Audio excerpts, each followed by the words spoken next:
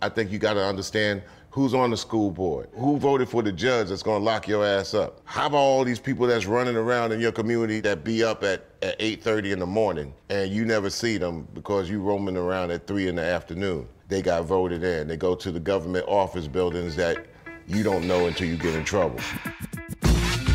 You can't hold us back. You can't hold us back. You can't hold us back. Hey folks, welcome to Be Woke Vote. I'm Roland Martin, host of Roland Martin Unfiltered. When I got the call to do this, there were a list of people who I said must be here to have this conversation. So I sent him a text and he said, hey, I'll be there. Even though I got a speech somewhere else, I will be there, have a conversation. Put your hands together, folks, and welcome Chuck D. My man. When Brother Romo calls, I move. Several years ago, you spoke in Chicago. Yeah. And I forgot, it was in a church somewhere. It was in a church. And y'all, it was pretty funny sight seeing Chuck D in his T-shirt in the pulpit preaching. But you said, look, folks, most of the land in America has been purchased. Mm-hmm. But the only real estate that can never be purchased is in between your ears. Mm-hmm. And they figuring that out right now. It's like the real estate of your mind. To stay woke, you got to kind of work. You got to work to be woke. I often get audacious and say, I was born woke, but you know what? You got to work up to that. So I cut it really simple and dry tack when it comes down to voting. I tell people, like, voting in the United States of America is as essential as washing your tail in the morning. Now, you ain't got to wash, but you can't run around and talk about things that stink. I mean, you don't have to wash. You don't have to brush your teeth. You don't have to do none of that. You don't have to vote. But when you start complaining that something stink in the air, you start looking at yourself. You are absolutely well-read, always about constantly acquiring knowledge. And when people say, look, man, that stuff, that's just too much. That's just, I can't get involved with that. And I'm going, you do know that there is not a piece of your life that government in some way does not involve. I mean, I crack up with these conservatives who talk about down to your name. Everything. I mean, just if you actually sat down and said, okay, what part of my life, let me try to find something in my life that government does not have a part of. I can't think of a single thing. You can say, fine, they don't impact my marriage. Which they do, because you got to get that marriage license. Yep. From the birth to the tomb.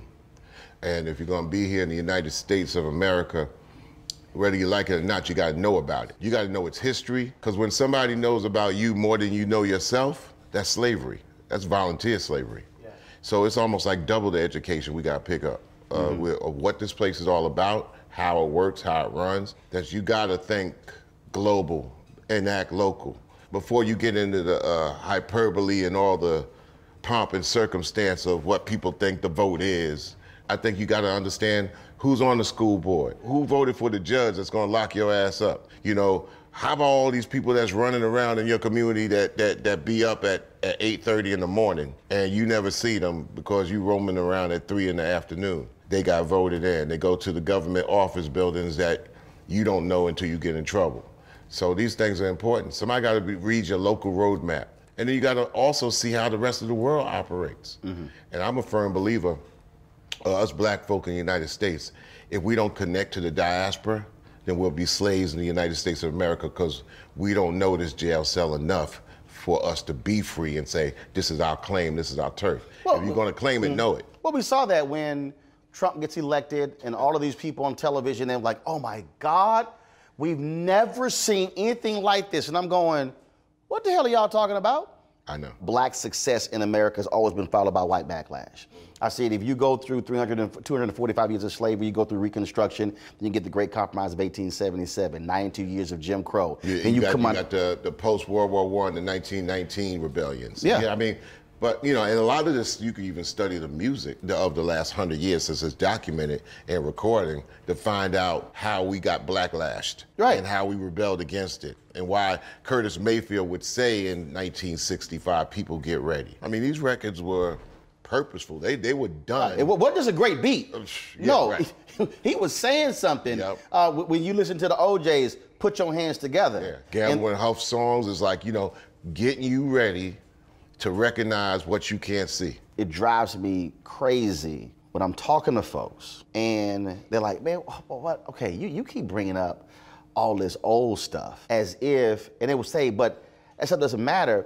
And I said, really? So when former Governor Terry McCullough for Virginia, when he said, I'm gonna give pardons to 13,000 formerly incarcerated folks, and the Republicans said, no, you got to do it one by one. You just can't do 13,000 at one time. And he was the first governor to go, do y'all know where this law came from? He said, 1902. A state legislator stood on the floor and said, we're going to pass this law to keep the darkies from voting.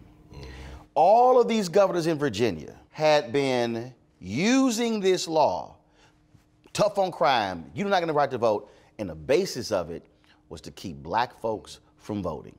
And he was the first governor to say, no, we're going to go back to why this law is on the books. And then people kind of like, oh my God, I can't believe that. And I'm like, so all you fools who are saying that something that was passed in 1902 has no impact in 2016, it did. Right. And they were just stunned. They were just stunned. I'm like, yes, we can go through numerous laws that are still on the books. Yeah, we got to keep those stats as much as we keep the stats of our favorite football team. Keep the stats. Somebody got to keep the stats. Who's the stat keeper that turns these stats into facts in the practical real life? But we act exactly. It ain't like, all right, let Roland do it, or I'll flip on when I want to get woke, because Roland got it covered. So we got to say that, all right, when you age up, your responsibility up, it ain't for us, it's for somebody else. It's really for those after us. It's for our kids and all those younger, that we have to be able to understand what's coming at us, because it's coming at us at a super accelerated rate. I mean, everybody got a computer attached to their hip. Right. Now, is it a toy or is it a tool? So when you go into it to do the toys and you like this all day, you know, you a bot, that's one thing, but what are you about? And it's going into it and say, okay, we got to keep watch on this. It's our security. It's somebody watching your back of the stats. And there's been so many games played. And the reason why we can't always jump on millennials and millennial disactivity is because these are different people, whether it's the love or hate, different people than it was 20 years ago. People have moved in and people have died off. Right. That's why you always got to keep it like this. You got to always keep the momentum of letting you know, and when you get that person say, oh, I heard this before. I said, you might have heard this before, but the next person ain't heard it at all. So it's a relentless upkeeping of watching your back. Oh yeah, I mean, I have, and the other thing is, You don't have to get caught up in the game of, okay, but I didn't go to college. Look, my mother and my father did not go to college. My dad worked for Amtrak when he got furloughed, so they were paying him to stay at the house. My dad watched 5 hours of news a day. Right. Read the paper, and I don't think people understand. He didn't read the paper. No. He read. You know how in the classified section, they had like a little hole, and you find this little small article in the bottom right-hand corner? Dog, he read that article. He covered it. So he would finish the Sunday paper Friday. Right. And I was like, bruh, the new Sunday paper about to come out. Because see, then I couldn't touch any part of the paper until he read the whole paper. Well, to us folk, man, the newspaper in the past, for those that understood that they didn't want to get pushed down a flight of stairs of society, that newspaper was the cell phones. And people went through that newspaper and said, I won't be left behind. And even if they say, all right, I'm the one that's got to go through this newspaper, then I'm going to go to the barbershop. I'm going to be the one with the most knowledge, going to let everybody know. And you know what? You don't get no debates if you come with this much information in the barbershop. Matter of fact, say, oh, that's OG. Yeah, you got to sit and listen to him. Right. That's the equivalent of the brother who can dunk on you, who can block your shot, and totally D you up and just dominate you. Right. In the barbershop, they kind of like, say, bro, you don't want to mess with him. Don't. And then they'll warn everybody. Right. Like, dudes start joining, they be like, say, bro, him different. Right. You want to mess? Look, I've been there. Right. And because, again, my deal is, like, in my family, my grandfather and my aunts and my uncles, dude, they used to have fierce debates. Right. Now, they didn't say kids can't participate, but if you jump your ass in that conversation, you better be able to ball, or they will kick your behind out, and you be. But I'm a kid. No, you jump your ass in this conversation. It's a get down mental foxhole you getting into, and it learns you. Notice I say don't teach you. It learns you. It learns you to come up out of there. When you talk to real folk and everyday folk, you make it practical. You go like this, and you ain't got to prove nothing. No. And they could reject it. But they know that a OG like that know you're gonna come back anyway for it. It's jewels, it's fruit. And you're gonna come back and get your fruits and veggies from the OG that lets you know. If there is, and this is not a millennial accident, it's done on purpose, that they made the gadgets God, or they made the gadgets seem like God to tell us everything about everything and make you really search hard to find yourself. So people are all, this is the worldwide religions, regardless of what anybody thinks. The electronic religion is the worldwide religion through the phone. So everybody's got their heads angled into that. So how do you do to make that instead of it breaking you? You have to be able to have the millennial audience and crowd at least make education not shameful. Right. And also make it say, all right, you know all this, so why are you just keeping it to yourself? Because you're afraid to be the smartest one. If somebody comes out and got their best gear on and all this, somebody might say, damn, they coming tight, you know, they kind of like, you know, coming right and real. But if you show off your mind, it's like, why are you showing off? You trying to make us seem stupid? And it was never like that. It's like, you letting us get these jewels now because you got our back. Because you can't give us no money. So the best way I got your back is letting you know the deal, and then I dip off, you come to get it when you want it, but I'm here for that. Because there was a period where, look, smart was real sexy. Smart was the deal.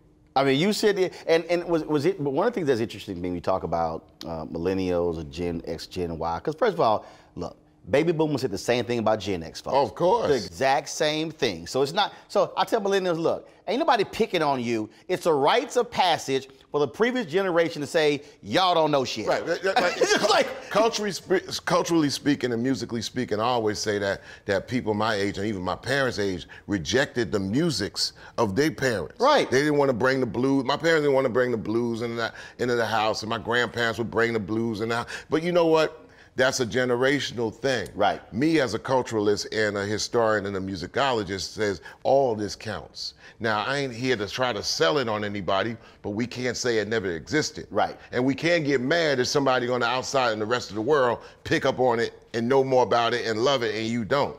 We gotta kind of teach you to embrace what was already here. But this is a time where you have to stock as many people up as possible to challenge information. See, don't believe the hype. When we made that record, and it was partially from Noam Chomsky, because I went to school, had to do a thesis on this dude, And I said, well, it ain't I'm embracing any white history. It's not I'm embracing all this information because I want to, and I think it's a wonderful thing to drape myself in. You gotta stock information to challenge information, and the information sometimes we call it BS. If you don't know nothing, how you gonna challenge something that's coming at you? Right. The most important thing is it's like know your damn county. Know your damn county. Know your town. Know your community on the voting tip. Know where your kids is going to school before they zone them out. Right. Know that, all right, man, I done paid this money this time. I don't want to pay a damn bit of tax, but the tax I do pay is going to pay this much. It's like, yo, so at least know that much before you try to catch and say, well, I want to just follow the Super Bowl of politics. Yeah, it's like, yo, man, the local, sleepy, boring ass game in the Sandlot, you better be and figure out what that is. Impacts you in a much greater way than everything. District attorneys. Finally, in the last 4 years, it hit many of the activists. Whoa, hold up. Shit, if we change the DA, hell, that's who's deciding whether we gonna arrest folks for marijuana or not. And so what then happened? Crashed in Philadelphia. Aramis Ayala, the first black state's attorney in Florida.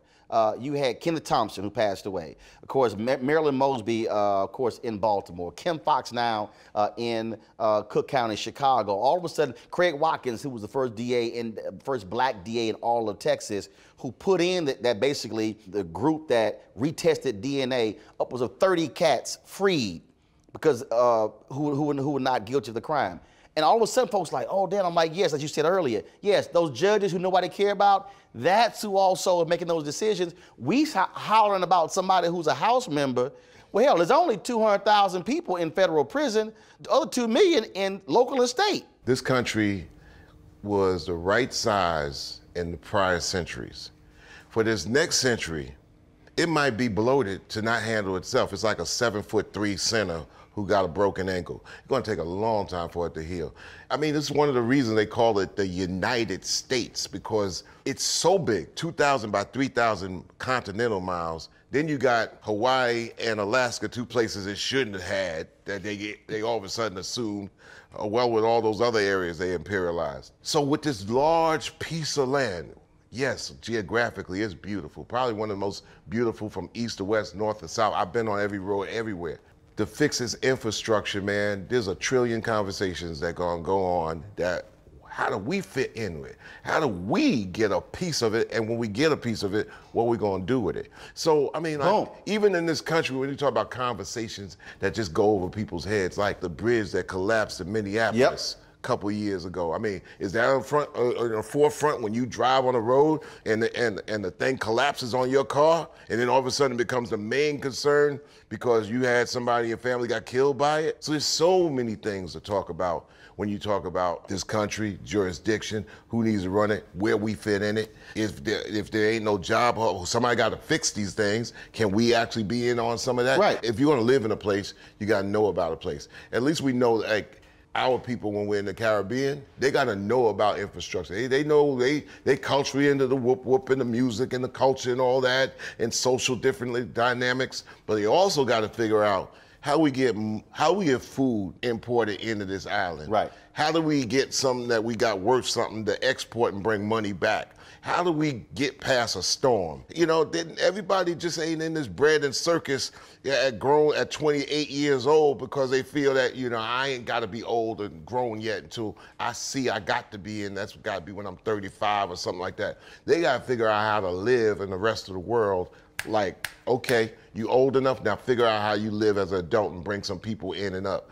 And in this country, I just think that sometimes, I mean, there's so many things that got to get handled that we have to figure out how we embrace the people that have the know-how and the knowledge, and also make them accountable that they got to share without rejection. What I always say is, look, if you vote and your person doesn't win, you still a constituent.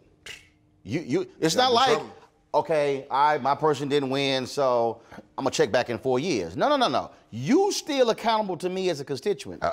Just to add to the point, you know, the first year I voted, I was 20, 1980, and me, with my radical-minded self, I voted for Angela Davis for President of the United States.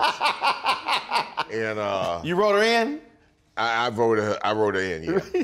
And then it was Jimmy Carter versus Right, Jimmy Carter versus Reagan. And then I realized that, okay, this is the World Series pimp game at the top. And I just realized the game of mathematics at the top. And then we got Ronald Wilson Reagan, which devastated our communities for an 8-year run. And then you had the 4 years of Bush. But it was the trickle down factor that came out of that. I mean, it was devastating in the area I came from. But I then knew that the voting, yes, the trick game was going on, but you better really seriously try to understand that like they used to play the numbers back in the day. You got to figure out the numbers game. It's a few more questions. We've talked a lot about education. Ice-T did a documentary on rap. Art of Rap. Art of Rap. Yeah. In that documentary, Right. they showed how you lay out your raps. And I'm fascinated by it because somebody's thinking, oh man, check up this, they're talking. No, you are going through how you're constructing it, putting it together. And that was knowledge behind it. There was a process behind it that I was like, yo, I said, that was just amazing. The same thing with voting, but also what we do after Right. the election. Exactly. If we don't go through that, learn the craft. Right. Not just, I'm gonna just go spout some stuff. No, no. Learn the craft. Know the craft. Know how these things work. I pull these young cats who keep popping up on TV, and I'm like, you don't know what the hell your ass doing. Wait, voting is just the uniform and the kicks of the game. That's just the uniform. Now you got a uniform and a jersey, and now you can play. After the vote, now the game is on. It's like, that's just the way it is. They don't have a lot of people like yourself that can break that down. And they don't magnify this because it behooves a lot of situations that have a dumb society, black, white, green, or whatever. You know, so the same old new tricks can be played. Last thing, I've done with everybody. Somebody roll up on you. Chuck, I love your music, man. Please sign it, let me get a selfie. And you go, all right, I got 30 seconds. You got 30 seconds to tell this young cat, or middle age or older, why they must vote and must be engaged. Go. You grown, you ain't a child. Voting is about like washing your tail in the morning. You ain't gotta do it, but don't go around saying something stink. And I tell them that, and that usually sticks with them. That's 15 seconds, y'all. Chuck D. Always appreciate it, baby. Chuck D, Public Enemy. 2020 is the next decade. Make sure you can see it clearly and be clear. Stay woke and be woke. Fight the power.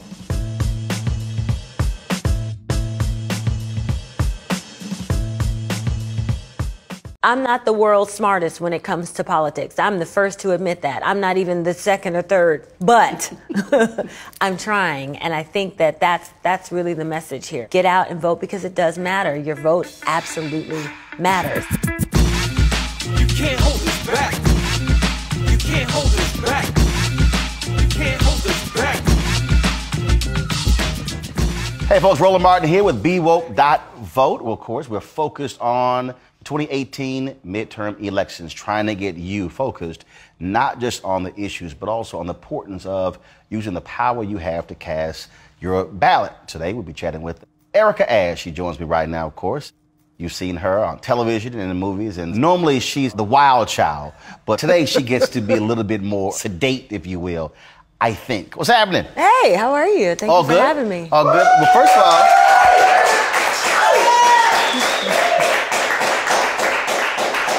so I see you broke out the proper attire. You know, I tried, but I put a little spin on it. I put like a little ethnic spin on the flag. I think one of the things is that white folks don't understand. Our view of the flag, even when you talk about democracy, when you talk about voting, is totally different than theirs because it's a different perspective when you talk about freedom. And here we are, 399 years since the first 20-odd Africans arrived in the United States and Virginia.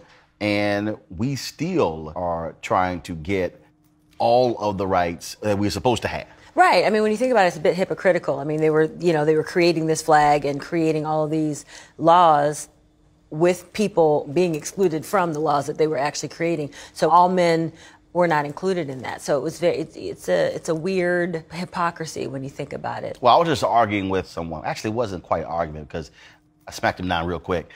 On Twitter. Was this physically?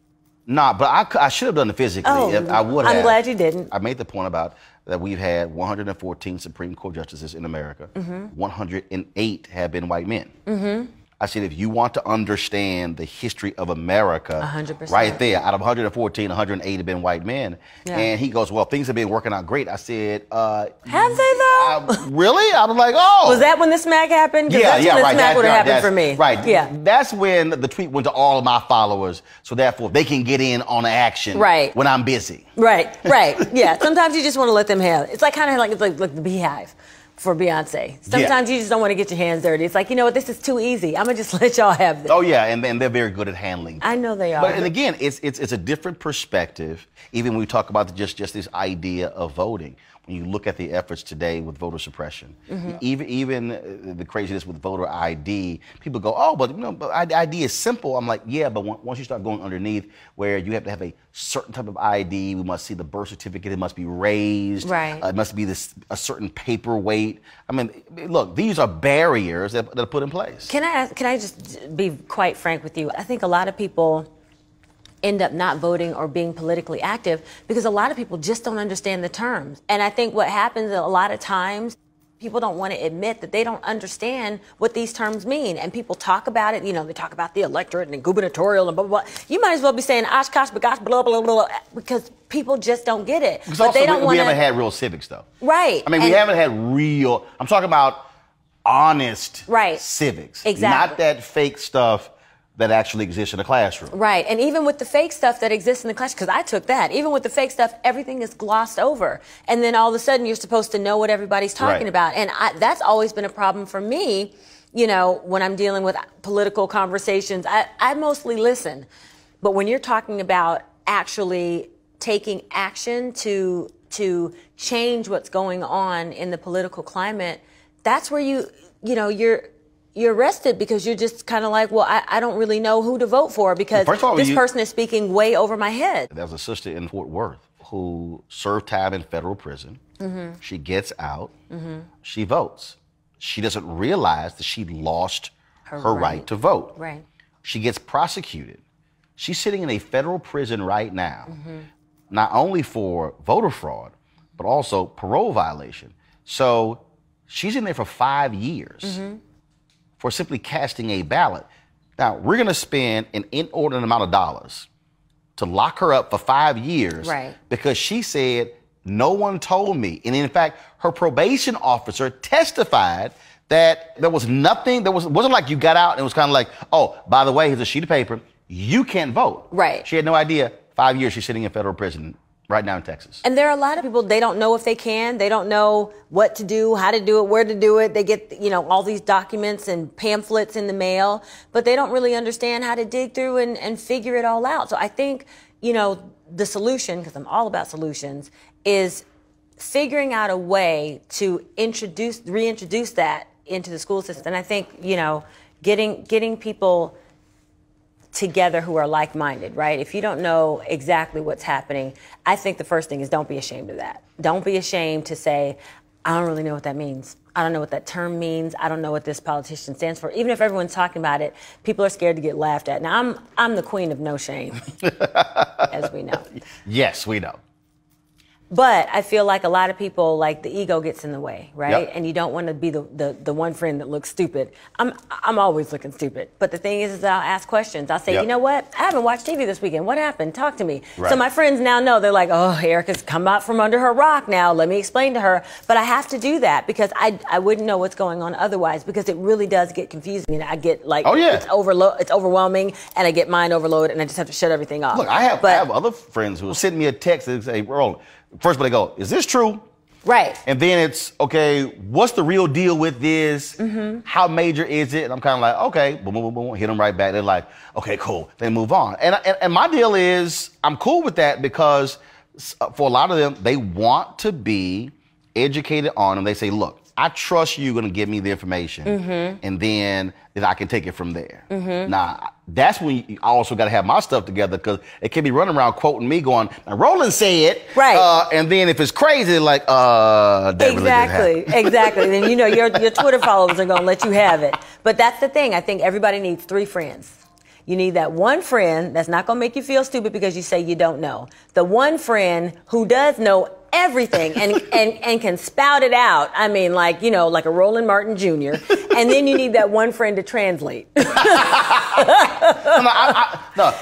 make it easy. You don't need to translate. Right. You do. You do. But you know those friends that's always like, oh, yeah, well, the woman, and you're like, girl, I don't know what you're saying. What? Talk to me like I'm a 5th grader. Break it down to me in simplistic terms so I know exactly what you're saying and exactly what I'm going to do about it. Okay, now somebody who's watching, they probably will say, oh, no, that's not basic. What they don't realize is we, as a journalist, we are actually trained. Newspapers are written for 5th graders.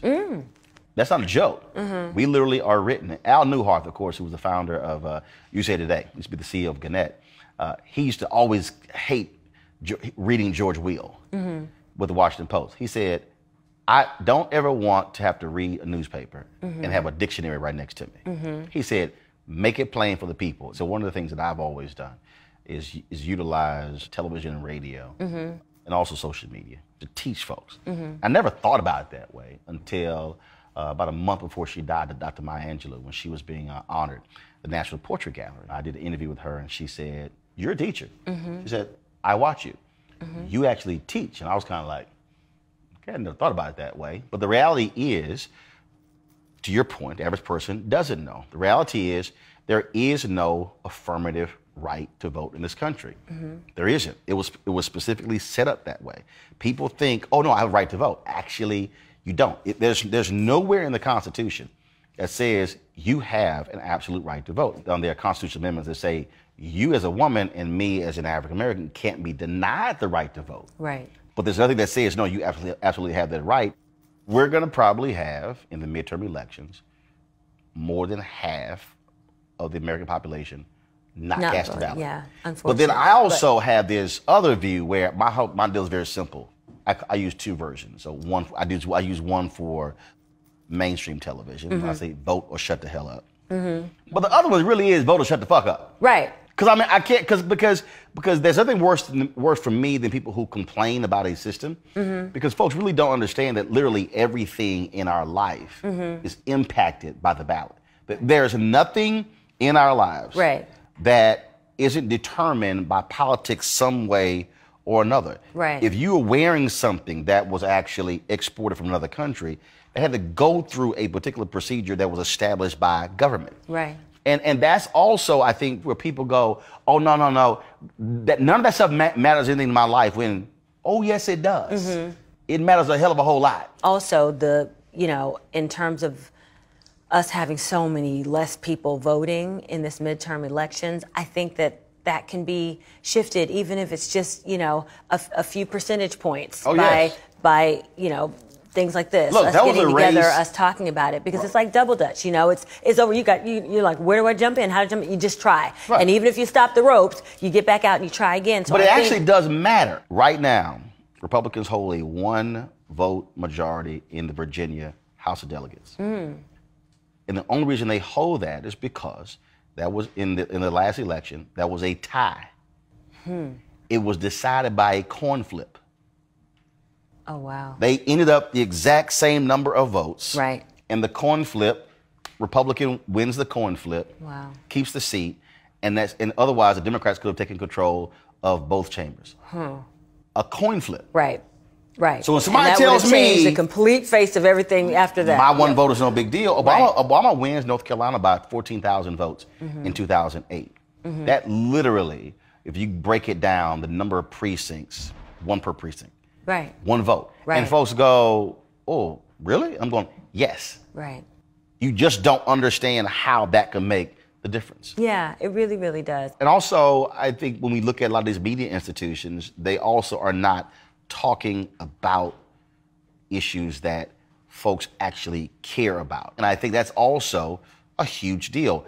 Are you talking about things that I care about and then putting it in a way where I understand how my life is impacted? Right. And also the side of it that matters most to us. You know, you could talk about the issues that are relevant to us, but you could skew it in a way that makes us sort of feel the way that you want us to feel about it. And that's what I think a lot of news outlets do as well. You know, it's whatever the issue is, instead of making it plain, allowing us to make our own decision, or equally looking at both sides of it. If you're Black or Latino, it's not like the other networks are doing a bang-up job, again, speaking to those issues that impact us in a much different way. Right. Right. First election you voted in, what was it? Oh, gosh. Do you want me to be completely honest? No, I want you to lie. Yes. Obama. That was the first one? So that wasn't the first one you were eligible for. Right. So after 2008, did you then look at other elections, or did you only vote in president? No, I started voting from there, and so I would do the midterms, and I would do the, you know, I did start voting from that point on. I didn't vote in every single election from that point on, but I did start voting more regularly. Growing up, was that a part of your upbringing? No, it was not. I mean, religion was huge in my family. Education was huge in my family. So y'all went, Politics so was not. you had to go to church. We had to go to church, Sunday school, Bible study. We did everything church-based because both my parents were preachers. Hold on. So both of your parents are preachers. So when they had souls to the polls. Wait, not in my church. Really? I mean, we would have the odd candidate come to a service, but my church growing up wasn't very, you know, politics meets religion heavy. I see that a lot now in my church that I go to now. Like, I mean, you know, the politicians will come out on that one odd Sunday right before elections. Oh yeah, they'll be there. Oh, they know Jesus then. So I see it all the time now. But when I was growing up, no, that wasn't a big part of our upbringing. So you think that's also an answer, because earlier you 100%. said put it in the schools, but also I do believe, for me, the reason I see the value, so my parents worked elections. They volunteered for campaigns. They ran phone banks. That was a huge part of my upbringing. And look at you now. And it's very interesting because I think that might be even bigger than the civics piece in schools. I mean, I think that at this point, having that in schools at least gives the children the opportunity to go home and ask their parents, so Mom, Dad, what is this? What do you think we should do about this? This is what I learned in school today. Let's talk about it. At least gives the children something to bring home and start a conversation with. However, if the parents start that for the children, then, you know, then the children can go to school and say, hey, why am I not learning this here? Why don't I have a civics class? You know what I mean? And we'll have more Roland Martins running around here. I mean, the way that you were raised, the fact that your parents took you to the polls, the fact that they did not make it a choice for you, they actually exposed you to that in a way. Then my dad watched about 5 hours of news a day. And I use this in speeches all the time, the importance of being aware of those things. My parents were very, very concerned with making sure that we were well-rounded, but that's just not something that they were very exposed to, and that's something that they were exposed to. Which is why connecting the dots matter, because exactly. Because the thing is, you can't just take off that election because you say, I don't like either candidate, and people get caught up in this whole thing of, well, you know, lesser of two evils. Here's the reality: somebody is going to win, right? One or the other, right? You better make a decision. Okay, I don't like neither one, but I like that one a lot less than that one. Right. You got to make that call. Absolutely. And not act as if it doesn't matter. I think, again, going back to my 3 friends, finding people who are like-minded, finding people that you actually connect with, people who find the same things important that you find important, people whose conversations you enjoy having, right? So because of friendships like yours, that's what made me figure out that, you know, my vote did matter and that it was important for me to vote and get out there, even if I wasn't doing everything, you know, perfectly, just trying and then learning from the mistakes, whatever mistakes that I made, and trying again and getting better the next time that I went out to vote or to speak about something, you know, political. That's the start. That's the way that we do it, because We can't go back and undo, like I can't go back in time and make myself be at the polls when I wasn't. So that's why, that's where the civic piece comes in. But I can start now. And that's what, I started when I started. And now I'm a part of more, political drives to get other people to vote. I'm not the world's smartest when it comes to politics. I'm the first to admit that. I'm not even the second or third. But I'm trying, and I think that that's really the message here. Get out and vote because it does matter. Your vote absolutely matters. Erica Ashe, thank you so very much. Again, folks, use your power. But most importantly, Election Day is the end of one process. What happens the day after the election is the beginning of another. We need you engaged. We need you involved. We need you informed. Register, vote, and then make sure the folks who you voted for do what they say they were going to do, because you are still a constituent. So silly. Be like me. Be woke. Vote.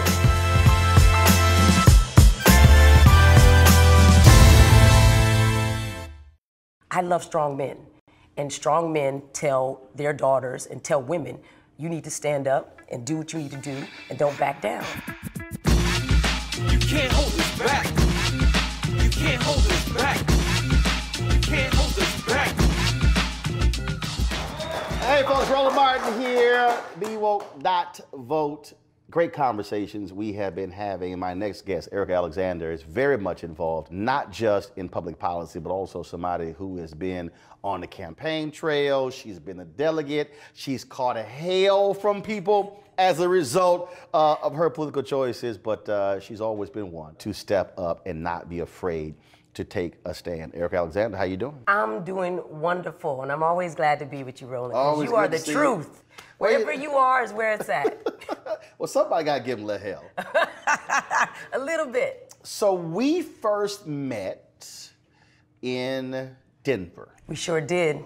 So I interviewed you after that for my book on the first, President Barack Obama's Road to the White House. Was that the first campaign you got that heavily involved in? Most definitely. I mean, I'd done a few, like, knocking on doors for John Kerry's campaign, but that was just around Los Angeles. That was the first time that anybody had ever asked me to be that involved. They needed people, and I knew Mignon Moore, and there were many black women who were with her, and they asked me, could I show up to South Carolina? And I did, and by the end of the evening, I was on a plane with Senator Clinton and President Clinton in Chelsea, and I stayed with them the whole time. You experienced some real, Prince had a song called Black Sweat. I would say you experienced some serious black heat. Being a black woman supporting Hillary Clinton that heavily against Senator Barack Obama. Yeah, which was bizarre to me. I mean, I would happen to be in good company. Again, I was with Mignon Moore, I was Maya Angelou, I was with Ileana Van Zandt. But the thing is, and you have to have the courage of your convictions, I always liked Hillary Clinton. I was okay with it, but it was hard for other people to see me in that, I guess, in their posse. You know what, here's the weird thing. Up until that point, I'd never heard of Senator Obama. I didn't know very much about him. I knew that he'd done a really great speech, and that he seemed to have a really great platform that matched hers. Mm-hmm. And I was a woman. I've been very pro-woman since I was a little girl. And so I've been a feminist, at least in my mind, for a long time. My father was one of the people, I think, who radicalized me, if there was any sort of radical movement. I love strong men. And strong men tell their daughters and tell women, you need to stand up and do what you need to do and don't back down. So that wasn't going to make me back down just because other people were going the other way. I thought that we could all be for each other and still win. You caught a lot of hell. I was all right with it, though. Look, if you're outside the mainstream, and I felt outside the mainstream my whole life, then you can't, no one can push you aside any further. You can just hold your ground and say, listen, you may despise me, you may not understand my choice, but at least you can respect that I stood in it. But did it hurt? Did it hurt to have people who look like you, people who you know, literally question your blackness? Yes, but only a little bit. Because again, I'm from the mountains of Arizona. Both my parents were orphans. I lived in a hotel called Starlight off of Route 66 for the first 11 years of my life. all people have always questioned my blackness. When I came to Philadelphia, he was the most black people I had ever seen in my life. My father was Church of God in Christ preacher, Baptist. Kojic. And then he changed to Lutheran. And he did that because it was the 70s. Yeah, German Lutherans up in the mountains of Arizona. Hey, hold on. He went from Kojic to German Lutherans? Yeah, because he had 6 kids and they had health care. And he made that choice. He looked at it and thought he was basically an employee that got, offerings off of a plate. That's like getting tipped wages your whole life. And you living out of, his first part of his life, living out of trash cans. We dumpster dived. We would go into dumpsters and throw out cans and bottles and crush them. And that wasn't like, side money. That was our living money. That's how we lived. So when he got a chance, I think he saw a chance. He had his first heart attack at 35 years of age. He took it. Right at the 70s, they were open, I think, white hippie type people were open to listening to different types of pastors because of Martin Luther King and people sharing their pain and their love and their music all through, the first part of the 70s because the end of the 60s were so bad. So he was one of the preachers that I think caught, the wave, and they offered to make him a Lutheran pastor. They sent him to the Lutheran Theological Seminary in Philadelphia. I was there, and the minute I got there, the first time I went to Leeds Middle School, the first thing they said is I wasn't black enough. They said it, they say, why you talk so proper? Can I hold your pencil? I said, hold my pencil? No, I'm okay, I'm cool. I can hold my own pencil. I mean, they automatically thought that I couldn't be legitimate. But you know what? They didn't bother me past that. I think they saw that I could look them in the eye and I could, I didn't turn away, I didn't duck. I knew not to do that. But already I was outside the mainstream.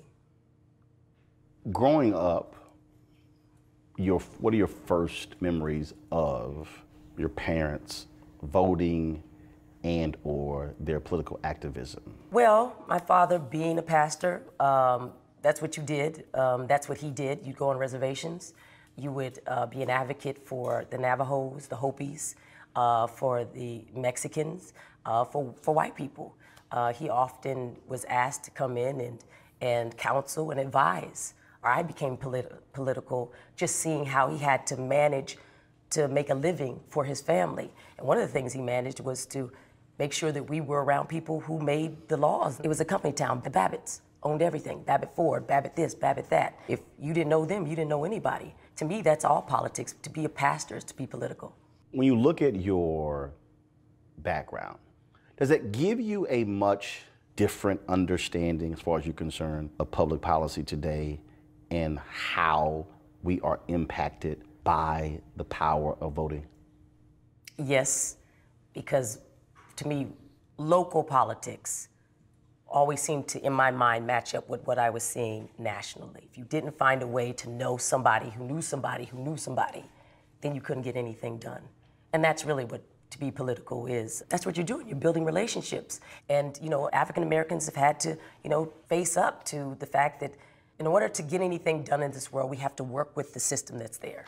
When you were knocking on doors for Kerry, when you were doing those things for Hillary Clinton, did you hear people say, girl, you're wasting your time?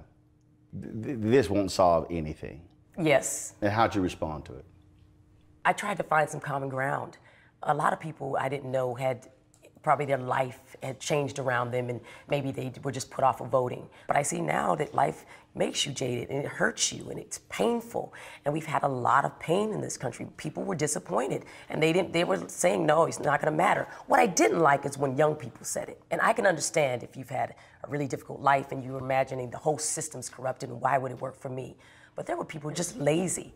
And they were just regurgitating the things that they had heard on a radio or in the barbershop or something that somebody had told them. They hadn't thought about it. It's, one of the reasons why I think democracy is in danger is because people don't know how to think. So you can tell them anything. Trump can show up and say anything. And they can just go, oh yeah, he just called you stupid. Did you hear that? But he's for us. Really? You can't argue something like that. You got to keep moving. You got to go find people who can hear you. You got to go find people who are open to it. But one of the things I think is interesting, so there's this fake quote that's been going around where Trump reportedly said say this and say that. Republicans will believe anything, and they'll believe the lie because they're so clueless, blah, blah, blah. So he actually didn't say that. But he actually did it. Like, there's a dude right now who's walking down a street in LA who is saying all kind of stuff. If any of us walk past that person, we will say, baby, watch out, because he crazy. Yeah. He's saying all kind of stuff. That's literally Trump. But their deal is, but because he has this conviction, they say, well, you know, he speaks his mind. I just sit there and I'm just kind of like, yeah. I'm confused. That's the power of white male power and money. That's really, I mean, black people have said that for years, that white men, especially white men with money, were afforded all these passes and, get out of jail free cards, and, and people thought we were not only being paranoid, but they were, no, but now they see it on display. They see it from their own people. Mm-hmm. And when I say their own people, meaning people who are in their own tax bracket and everything, acting a fool, kowtowing to this man. We saw him sit at a table while everybody basically told and said, oh yes, my liege, and this is what I think, and you're such a beautiful man. And we saw these people who have degrees, accomplishments, all these things just pile on. He has no words, he has nothing. He's just rich and white and male. And so if people want to see that power on display and then tell us that we're crazy, they can't do it anymore. That's the good news. So how do we then get next generation voters to literally understand that they hold immense power, but it's sort of like having vast amount of oil in your soil and you have no idea how to even pump it? That to me is the biggest conundrum. Trying to get folks to understand that you take the number of people as in your group, there are more millennials than baby boomers.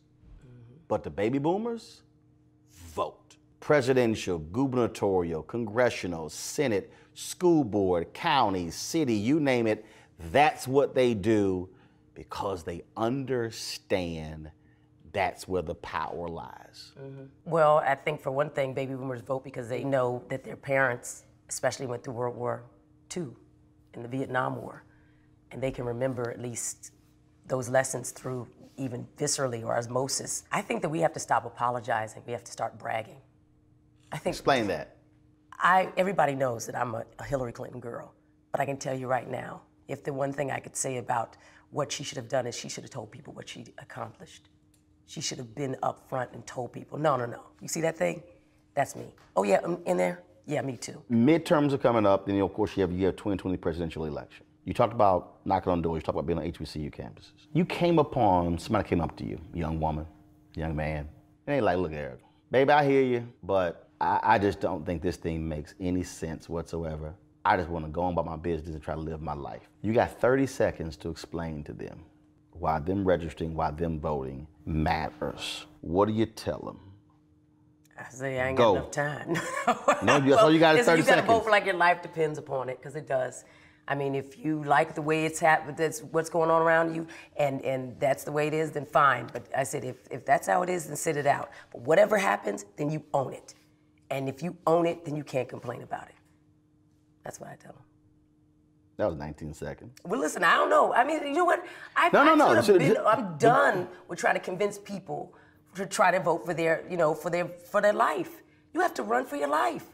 I'm gonna go try to get people who are open to it and lead them, because I don't know. I think maybe what's happened to me is that I got a little sort of I got armor on. And when I see somebody who's still being belligerent and doesn't want to show up, and I was like, if it's all you have to do, you can turn on that television, you can literally go and look at that game and make sure that you have that jersey on and show up and get that ticket, and make sure you get on time with the right amount of beer and you can't go and show up and vote 30 minutes or an hour out your day. I don't know what to say to you. You either gonna help run it or they're gonna run it for you.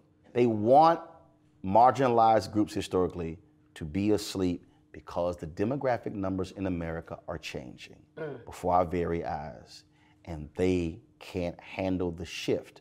But as long as we are asleep, that they can maintain that power. If you're woke and then you're awake, then they see how they're gonna lose that power real quick? Well, I hope they not forget hope. I'm done with hope. Fuck hope. Fight. Fight. As my frat brother Vertner Woodson Tandy said, we will fight until hell freezes over, and then we will fight on the ice. I know that's right. All right, Erica, I appreciate Roland it. Martin. Thanks a bunch. Thank you. All right. Thanks for always being there. You got just one vote. Use it.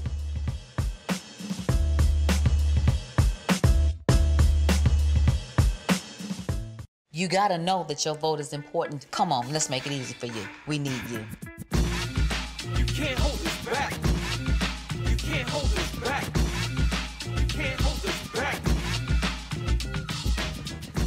Roland Martin here with Be Woke Vote. Really glad to have you here. There are very few cities that when you say the name of that city, it evokes politics. I don't think there's any other city in America that does that other than the city of Chicago. My next guest, of course, she hails from the Windy City. And joining us right now is LisaRaye. What's happening? What's going on? You all good? I am. All right. Thanks for that, thanks for that, thanks for that. For you, what do you recall the first time you voted? When was it? Well, let me say this. I've always voted because my mama made me to. Made me to. But the first time I really gave a damn, honestly, Clinton. Bill Clinton. Yep. 92. Yep. So I used to vote for who my mama voted for. So growing up, that was practice. She voted. Did you ever go to the polls with her? Yeah. When she voted? She would make me sit and watch the different speeches that they would have throughout the time. And then I assume as a kid, I would go in and out of, what is this and why, you know, da-da-da-da kind of thing. And then as I got older, she wanted to make sure that my vote counted. So it was like, come on. And it was like, okay. But it wasn't until Bill Clinton got into office and really, really, really, until Obama got into office, till I really started being more educated about the process and how it helps and how it works and how my voice is really heard through my vote. Because he actually tackled social media and used that to get to us in a way that spoke. He spoke our language. And it wasn't just and only because he was a black man running for president, but I remember hearing his speeches and understanding what he was saying. And it wasn't foreign to me, and I didn't have to break it down or look in the dictionary or feel ignorant because I didn't know what he was saying. Yeah, maybe some of the words was kind of too big, you know, but overall, I was like, I get the message here. I understand here. And I'm gonna tell you this story too. My first piece of property that I bought back in Chicago had a condo. My tax bill came.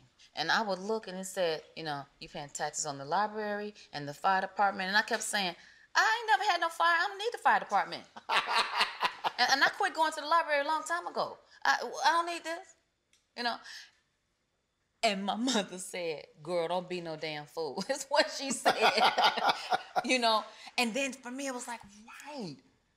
This is where our tax dollars go to.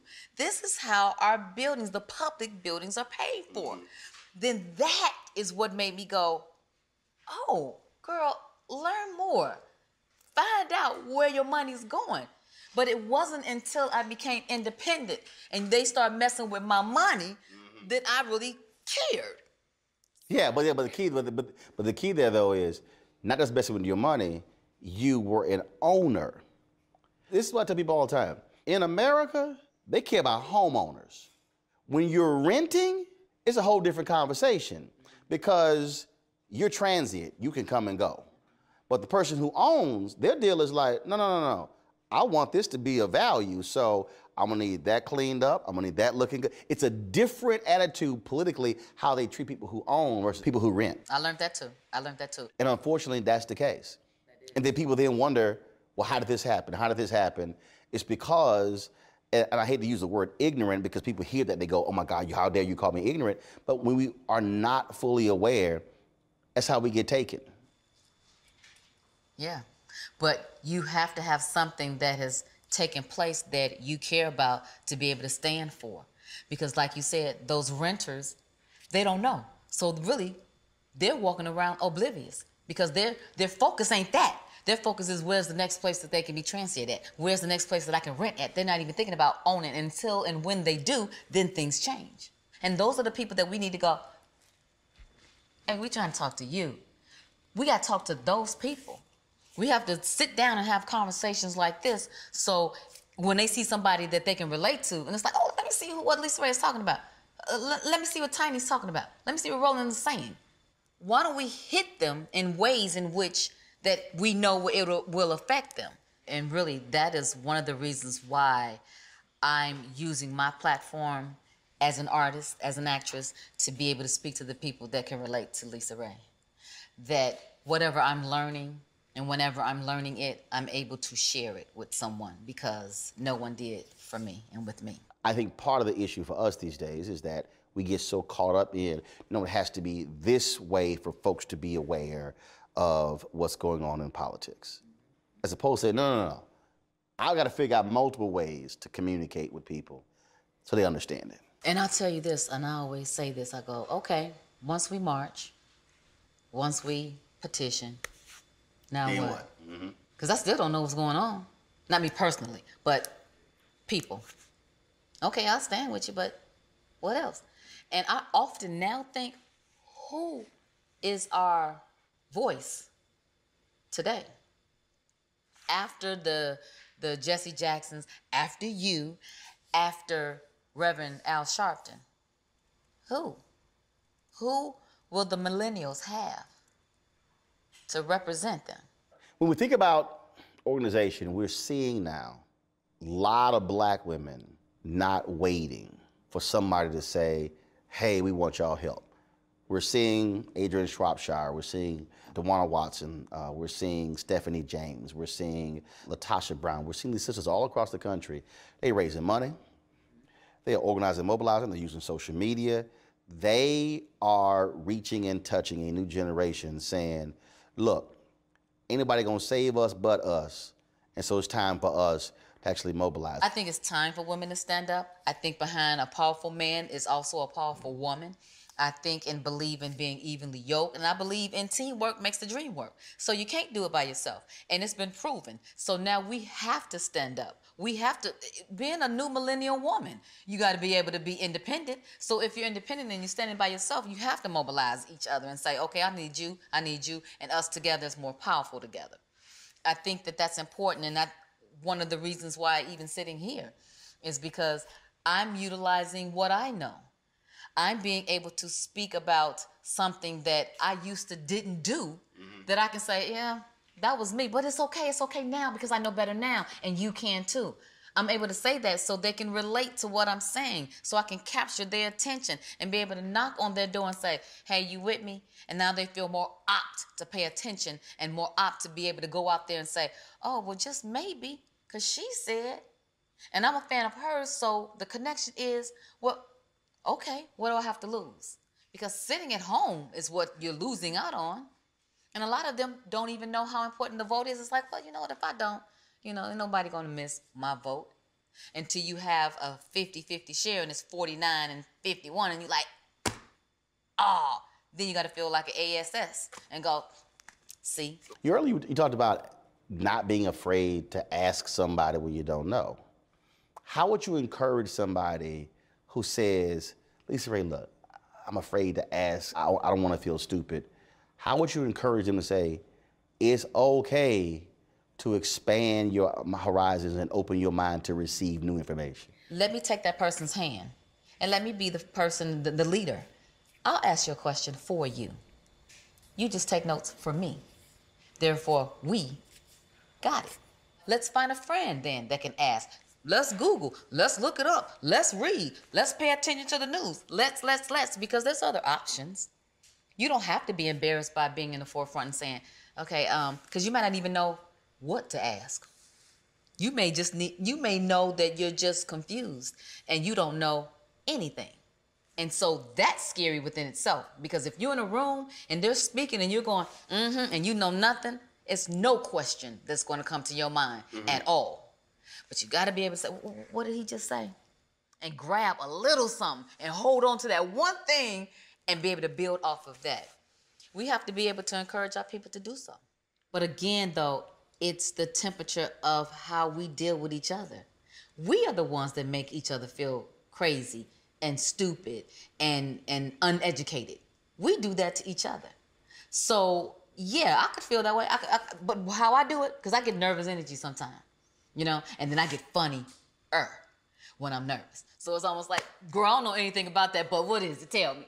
Because I be saying, because for real, I don't. For real, you know what I mean? And then they go, you do go. It's like, nah, girl, I don't. Right now, everybody wants things to be easy because we've had a hardship for a long time, and it's a lot going on right about now. You know what I mean? So it's hard to stay encouraged in the climate that we're in. If we allow things to be fun and feel light, then maybe we can get more people on board. But it's almost like when you make it too serious and too politic-ish, it's like, well, I'm out of my league automatically, so I'm going to turn the channel or I'm going to turn my back. Put somebody up there where I feel like it'll make me laugh. Right. Tell the comedians to start joking about the politics so I can laugh at what's going on too, but then the message is still there. Let's find other ways to do this thing. Earlier, you talked about seeing that tax bill and you like, where is my money going? Library and fire. What are the 3 things you care about the most that you want to see changed? Elderly. Dealing with them. You know, when you're young, you just do not think the same way when you get mature. The other day I was driving and I saw one of the older ladies and she had 2 bags and she was moving awfully slow. And I stopped and I said, ma'am, I want to take you to where you're going. I said, and you can hold my license. I'm not crazy and I'm not going to do anything to you, but I want to take you to where you're going. She said, baby, bless you. And the entire time that she got in my truck, I was in complete tears. Because I could only think about my mother. And would anybody stop now to help my mother? We have no regard for people anymore. Mm-hmm. And it's sad. Mm-hmm. Things are changing so much and they're taking things into robots or computers and taking the human out of the job environment. Mm-hmm. Well, now we're not communicating with each other. It's just a machine. So there's no human touch anymore that brings about emotion and compassion. The elderly. Health. I want everybody to be able to have health care because as surely as we're going to be on this earth, it is too much that is endangering us from the food that we eat to the air that we breathe. They are killing us. Mm-hmm. So we're going to be sick. So if it's not your time, and if you went to school to be a doctor, why is it so much about the money? Why can't you see this person came through the emergency room and they are deadly sick and you got the power to be able to help them, but you won't because the insurance didn't clear? What kind of doctor are you? Why did you go to school anyway? To the elderly, we got health care. Number 3. Education. Education is so much that's being taken away from our school system. They took out music, physical ed. Teach them how to finance their home. Mm-hmm. Teach them how to change a tire. Teach them how to balance a checkbook. Teach them life skills. Equip them with those things so when they go to the next level is responsible for giving them the next level to level up. LisaRaye, good chat with you. Thank you so much.